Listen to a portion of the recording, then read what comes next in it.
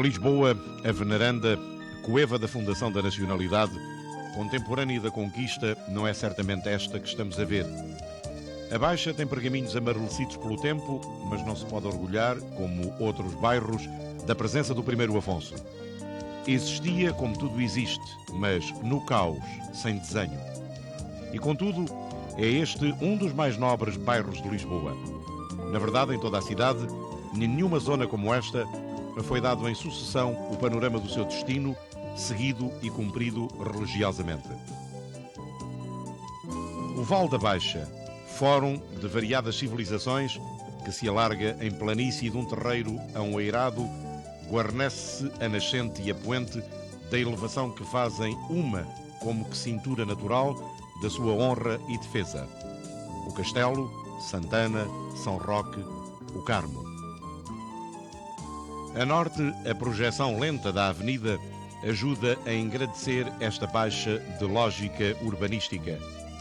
Mas deitemos uma vista de olhos sobre a Baixa de hoje. Eis a praça do município, onde existiu a Real Capela Patriarcal e onde a sul se estendia a Ribeira das Naus. O Terreiro do Paço, hoje Praça do Comércio Pombalino, cujo nome ninguém lembra, com as suas arcadas e a imponente estátua de Dom José. E entrando por sob o arco da Rua Augusta, pela baixa simétrica e arrumada que sucedeu à torciculada baixa da Rua Nova e da Rua dos Ourivos do Ouro. E pelos sítios nivelados pelo cilindro dos arquitetos pombalinos, onde a cada esquina se espera um padrão quinhentista invisível. E assim, em saltos de xadrez, passamos pelos fanqueiros, pelos douradores, pela Rua da Prata, pelo São Julião, pelo São Nicolau, logo pela Rua Augusta, a Vitória, a Assunção, Santa Justa, o Arco do Bandeira. Dísticos que tiveram a sua origem na Ribeira, enxaguada depressa logo que os cristãos chegaram. Pelo Rocio de Santa Justa a Valverde, com as suas mutações históricas, os seus dramas políticos e cortesãos, pela área toda que foi dos Taus, da Inquisição, do Hospital Real e a hoje de Dom Pedro IV e do Teatro Nacional, que tardaram a erguer-se dos escombros de 1755.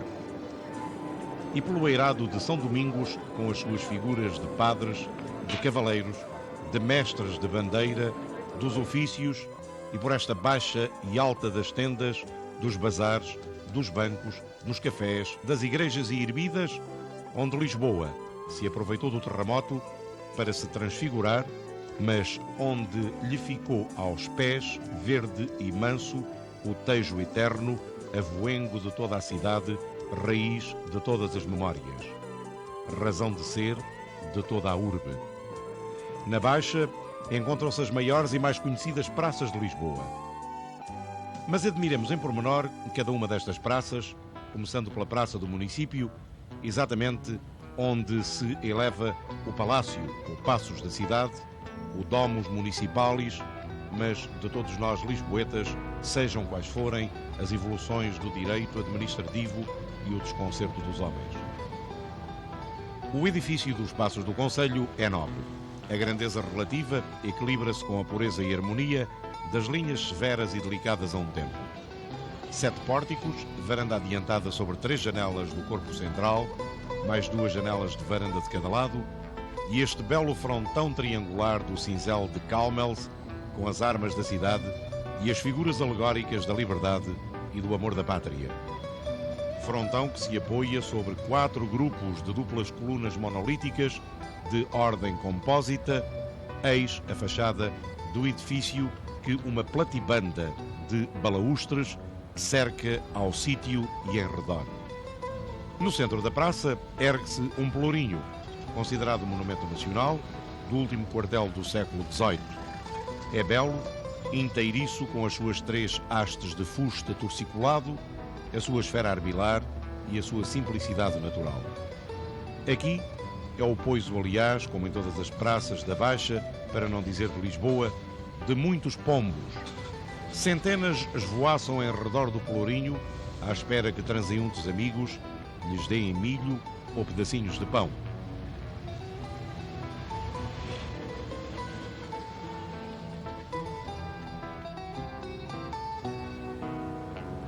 Ao lado da Câmara, na esquina da Rua do Comércio, encontra-se abandonada a Igreja de São Julião, adquirida pelo Banco de Portugal para as suas instalações. Trocaram-se as notas da música do órgão pelas notas do banco, sinais dos tempos.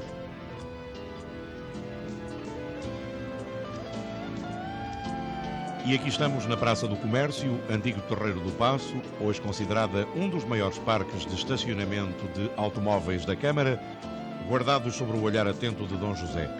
Dizem as más línguas que Dom José devia substituir o cavalo por um automóvel para condizer com o aspecto desta praça. Mal sonhava o Marquês de Pombal do destino que era reservado a este lugar. Mas deixemos a má língua e apreciemos este extraordinário monumento, só possível de admirar aos domingos de manhã, quando os carros não escondem a sua beleza. A estátua equestre foi construída em 1775. A proporção nos elementos é um dos seus méritos. O bloco de bronze de uma platina glauca que o enobrece tem 7 metros de altura e cerca de 30 mil quilos de bronze útil. O monumento mede 14 metros de altura. Na frente do fuste e sob uma escultura com as armas reais de Dom José, encontra-se o medalhão do Marquês de Pombal, retirado em 1777, mas sendo reposto em 1833. Do lado direito da estátua, encontra-se a alegoria escultórica O Triunfo. A alegoria na face norte representa generosidade régia ou lísia desmaiada. O lado esquerdo do monumento não é menos belo que os seus similares. Chama-se Fama. O monumento, favorecido pela situação, ganha assim imenso, orgulhoso na vastidão do terreiro. O fundo natural norte é dado pelo arco da Rua Augusta, a que o castelo, no alto longínquo, e a sé, na sua silhueta superior, imprimem ambiente histórico. De fronte desenrola-se o estuário azul do Tejo, desafogado e alegre.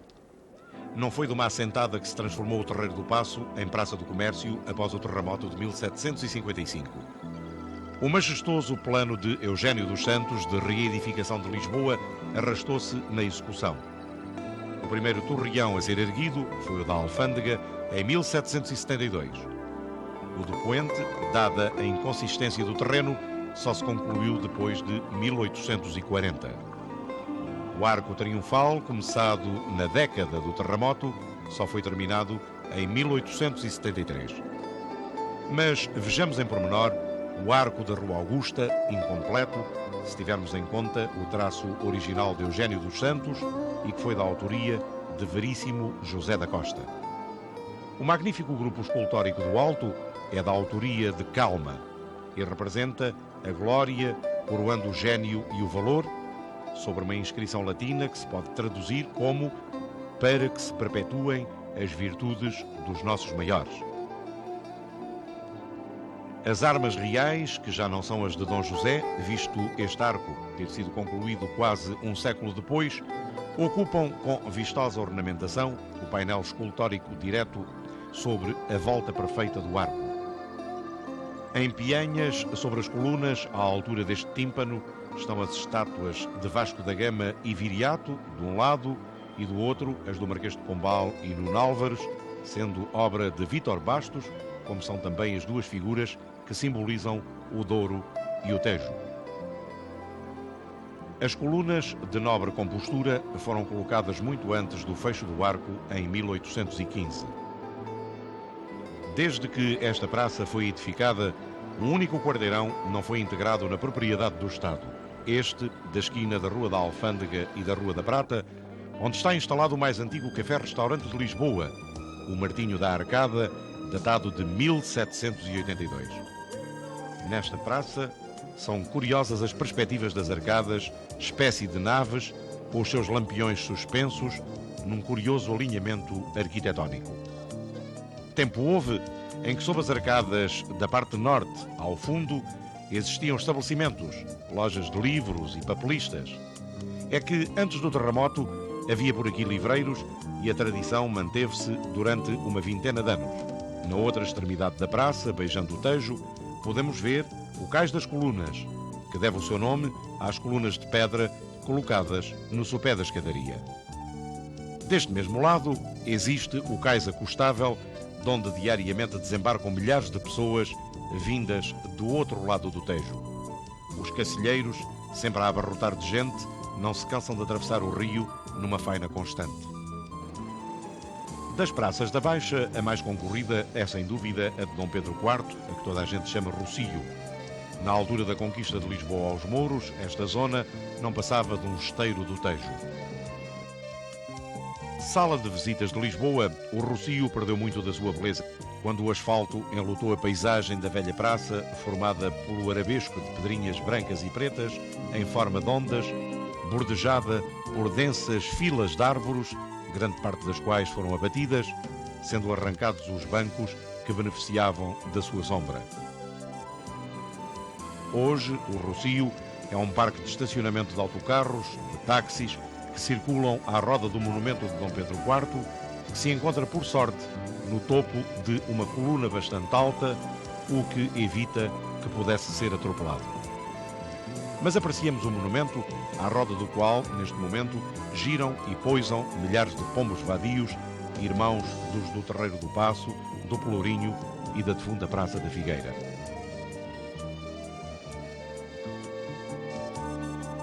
Este monumento, nada famoso, tem o pedestal em mármore de Montes Claros. A coluna coríntia, canelada, veio de Pero Pinheiro. A base é de granito dos arredores do Porto.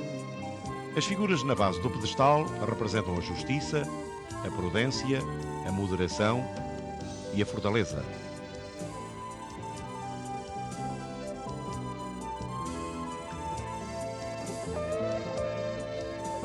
Quatro figuras em baixo relevo adornam a parte superior do fuste.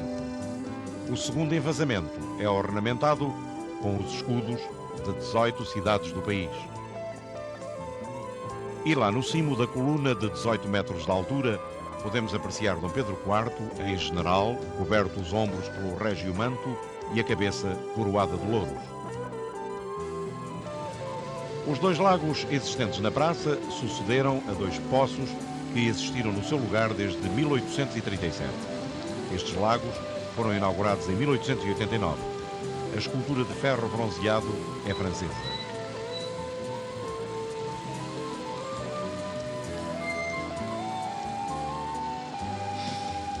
Junto ao lago da parte sul, vendadeiras de flores dão um aspecto garrido e colorido a este local.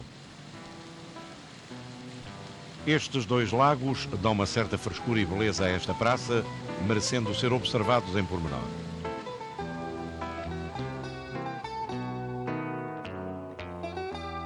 O Teatro Nacional enquadra-se bem neste recinto, dando-lhe um fundo nobre e contribuindo para que sobressaísse da pobreza urbana e arquitetónica do fim do século XVIII.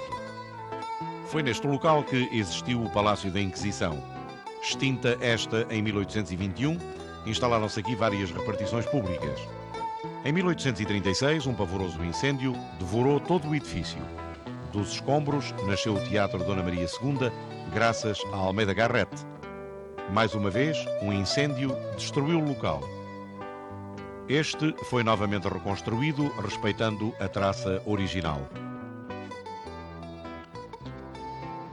A fachada sobre a praça é bela. O peristilo é sustentado por colunas jónicas. O frontão que coroa a fachada ostenta ao alto a figura dominante de Gil Vicente. As figuras que ornamentam os acrotérios representam Malpomene e Thália, as musas da tragédia e da comédia. As figuras do alto relevo do tímpano representam Apolo e as 7 musas. As 16 janelas do andar nobre são sobrepujadas de bustos a meio relevo, representando escritores. Nas fachadas, sobre o largo Dom João da Câmara, rasgam-se as varandas decotativas sobre átrios que avançam em arcada dos corpos laterais. Também do largo de São Domingos se podem apreciar varandas do mesmo género. Nada mais harmónico no estilo italiano discreto. O Rossio foi num passado próximo o local de encontro de intelectuais, comerciantes, escritores e poetas. Havia aqui muitos cafés que, pouco a pouco, foram engolidos pelos bancos, que substituíram os cafés por letras de câmbio. Hoje, dos estabelecimentos antigos, resta o Nicola, que tem resistido ferozmente a todos os ataques, e a velha tendinha, que data de 1840. Aqui, neste local, durante muitos anos, existiu a Praça da Figueira, o mais popular mercado de Lisboa. As primeiras instalações foram criadas logo após o terremoto e eram ao ar livre. Em 1885 foi inaugurado o novo mercado, agora já coberto. A concessão era por 50 anos e assim, no ano de 1935, a Câmara tomou conta dele e voltou a ser municipal. Demolido mais tarde, deu origem a esta praça que aqui podemos apreciar. No centro, ergueu-se a estátua de Dom João I, o rei de Lisboa, como foi chamado pelo seu amor à cidade. Esta bela estátua foi inaugurada em dezembro de 1971, nascida do cinzel e do talento de mestre Leopoldo de Almeida. Na praça vivem milhares de pombos que confraternizam com a população que por aqui passa ou se detém um pouco sentando-se na cerca do monumento, pois bancos é coisa que os idealizadores desta praça se esqueceram de colocar. É pena que um local grande como este não seja arborizado, mas seja como for, a população, não esquecendo a velha Praça da Figueira, por aqui passa para apreciar o sol destes dias de inverno e brincar com os pombos que aqui vivem. Das muitas igrejas que existiram na Baixa, apenas restam agora 3, 2 delas na Rua da Vitória.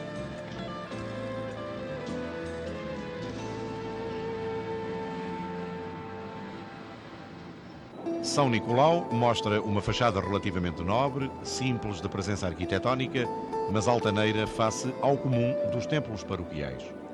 O frontão superior lembra o de São Roque. A Igreja de Nossa Senhora da Vitória é sucessora de uma primitiva ermida datada de 1556. O terremoto destruiu-a, sendo reedificada num local um pouco mais a sul, no ano de 1824. A terceira igreja da Baixa é a de São Domingos. Situada no largo do mesmo nome, este velho templo teve a sua primeira construção em 1249. Foi reedificado entre 1566 e 1608. O terremoto destruiu quase inteiramente. Construiu-se então uma nova igreja que um incêndio pavoroso destruiu também por completo já nos nossos dias. A fachada atual é nobre de linhas, embora sem exuberância arquitetónica. A varanda sobre o pórtico, ladeado por 2 vistosas colunas, únicas nas igrejas de Lisboa, quebra a monotonia do trivial do frontão. Mas vejamos alguns pontos onde ainda se pode apreciar o que foi a Baixa Antiga. Aqui na Rua dos Fanqueiros, a esquina do Largo de São Nicolau, podemos ver este curioso edifício que foi o convento do Corpus Christi, que pertenceu aos religiosos carmelitas descalços de Santo Alberto. Foi construído em 1648, destruído pelo terremoto e reedificado, mas em 1834. Posteriormente, foi vendido. Aqui instalou-se a Ermida de Santo Ilói, logo após o terremoto. Há mais de um século que o seu culto desapareceu. Na Rua de São Julião, números 136 a 144, ainda existe a Ermida de Nossa Senhora da Oliveira, fundada em 1300, foi destruída pelo terremoto. Não mais se reedificou em casa própria, mas neste enclave de um prédio urbano. Junto ao Arco do Bandeira funciona ainda hoje o Animatógrafo do Rossio, fundado em 1907 e que antes era o Teatro Infantil do Rossio. Resta ainda a mesma fachada. Apenas mudou uma coisa, é que os filmes apresentados não são propriamente para crianças. E aqui temos, na Rua do Ouro, os restos do velho Grandela, que um incêndio terrível destruiu por completo ainda há bem pouco tempo. Outro trabalho notável na Baixa é, sem dúvida, o elevador de Santa Justa. Esta obra ficou a dever-se ao engenheiro Raoul Meunier de Fumar e foi construída entre 1898 e 1901 e funcionou a vapor nos 2 primeiros anos. O monumento de ferro constitui, nesta tradicional Rua de Santa Justa, o fundo americano do topo da artéria. É a rara ou única obra arrojada de Lisboa dos finais do século passado. Aqui no Largo de São Domingos podemos apreciar o Palácio dos Condes de Almada. A celebridade deste edifício vem da tradição um pouco abalada que foi aqui que os conspiradores saíram para o Terreiro do Paço no ano de 1640. Este palácio foi também o local de factos importantes na política contemporânea. Aqui foi proclamada pelo povo a República antes de o ser oficialmente na Câmara Municipal em 1910. Eis agora o Largo Dom João da Câmara, onde se encontra a Estação dos Caminhos de Ferro do Rossio. Foi começada a construir em 1887. O arquiteto deste edifício, cuja fachada é um pastiche dos monumentos manuelinos na variante dos pórticos em ferradura, foi José Luís Monteiro, sendo engenheiro assistente Cândido Xavier Cordeiro. A sua inauguração oficial, coincidente com a do túnel, que tem 2.610 metros, foi efetuada em 11 de junho de 1890. Durante todo o ano, a população flutuante da Baixa é muito superior do que os seus habitantes. Hoje em dia, poucos são os que vivem neste bairro, cujos prédios foram assaltados por bancos, lojas e escritórios. Os prédios da Baixa, bem ao estilo pombalino, possuem quase todos águas furtadas, algumas de rara beleza e originalidade. Em virtude do lisboeta não andar de nariz no ar, escapam ao seu olhar estes pedaços da cidade tão ricos de poesia. A atual Rua Augusta mudou de visual. Depois da proibição do trânsito automóvel, a Edilidade resolveu calcetar a rua, transformando o asfalto num pavimento de pedrinhas pretas e brancas ao estilo bem português. Talvez seja um princípio para voltarmos a ter o Rossio como era antes de 1911. Vendedores de castanhas montam os seus estabelecimentos em cada esquina da Baixa. Parece que se vendem bem, apesar do preço. Todo o género de quinquilharia se encontra à venda nos ambulantes. Os fregueses são muitos, à procura de uma pechincha, mas, às vezes, pagam mais caro que nas lojas. E eis uma grande alteração na Baixa de hoje. O grito alegre dos Ardinas foi substituído por estes estancos. As floristas expõem procurando cativar a freguesia e agora até já têm empregado de Xuxa. Nesta Baixa buliçosa, os balões no ar emprestam-lhe cor e alegria a condizer com a data festiva. Na época do Natal, a Baixa oferece um aspecto frenético, onde carros e pessoas se cruzam alternadamente nas esquinas, obedecendo ao sinal luminoso. Gente apressada procura as últimas prendas do Natal. E as montras convidativas fazem parar o transeunte apressado que aprecia e muitas vezes se tenta na sua compra de mercadoria exposta. Ou não fôssemos nós uma sociedade de consumo. A troca de presentes é um ritual a que ninguém escapa. E damos e recebemos o que na maioria das vezes vai parar ao sótão graças à sua inutilidade. Mas é vergonha não oferecer qualquer coisinha. A Baixa é sem dúvida o maior centro comercial de Lisboa, com estabelecimentos para todos os gostos e posses. E até o Rossio muda de aspecto com as suas esplanadas cheias de gente e milhares de transeuntes que se acotovelam nos seus passeios. Gente que sobe, gente que desce, gente que procura, muitas vezes, sem saber o quê. E no meio deste movimento, todos podemos apreciar, sob o pedestal de Dom Pedro IV, este ingênuo presépio a lembrar a todos que é Natal, tempo de amor, paz e liberdade.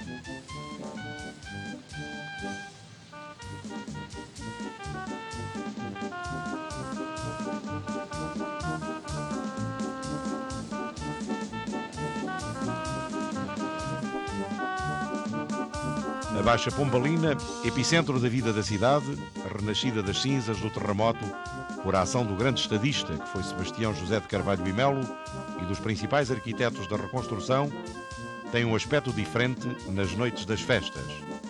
Limitámo-nos a apresentar alguns apontamentos de uma longa e rica história, cientes, ao fazer o seu resumo em tão pouco tempo, que foi como meter o Rocio na Rua da Betesga.